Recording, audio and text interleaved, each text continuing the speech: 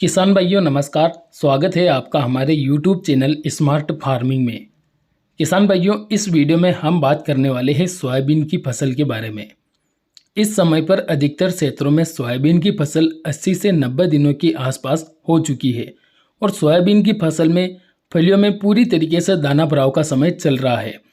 ऐसी स्थिति में सोयाबीन की फसल में कुछ ज़रूरी काम करने की आवश्यकता होती है, तो उन्हीं ज़रूरी कामों के बारे में इस वीडियो में हम पूरी डिटेल के साथ में बात करने वाले हैं। अगर आप सोयाबीन की फसल में दाना भराव के समय सही तरीके से ध्यान देते हैं तो आपकी सोयाबीन की फसल से अच्छी उपज आपको मिल सकती है। तो पूरी जानकारी के लिए आप इस वीडियो को अंत तक देखिए।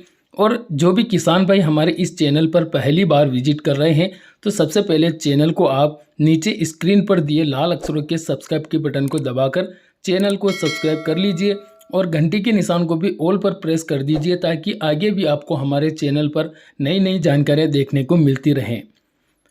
किसान भाइयों, बात करते हैं सोयाबीन के बारे में।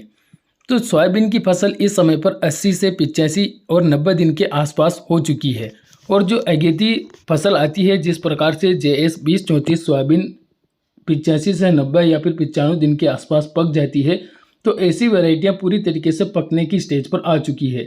लेकिन जो लॉन्ग ड्यूरेशन वाली वैरायटियाँ हैं जो 100 से 110 दिन के आसपास पककर तैयार होती है, तो उन वैरायटियों में इस समय पर कुछ मुख्य काम करने की आवश्यकता है, जिनमें सबसे पहला काम आता है सिंचाई।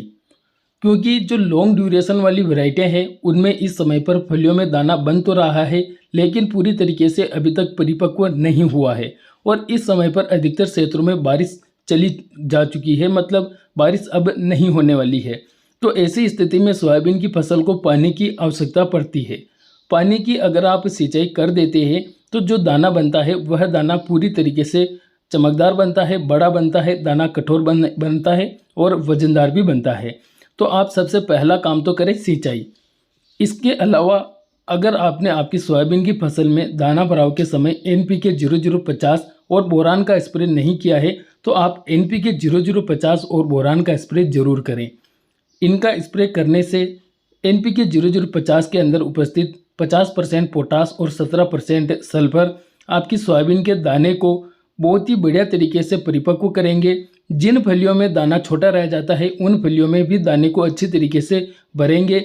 दाना बड़ा बनेगा, चमकदार बनेगा और वजनदार भी बनेगा। साथ ही साथ जो सल्फर इसके अंदर मौजूद है वो सोयाबीन की फसल में तेल की मात्रा को भी बढ़ाता है।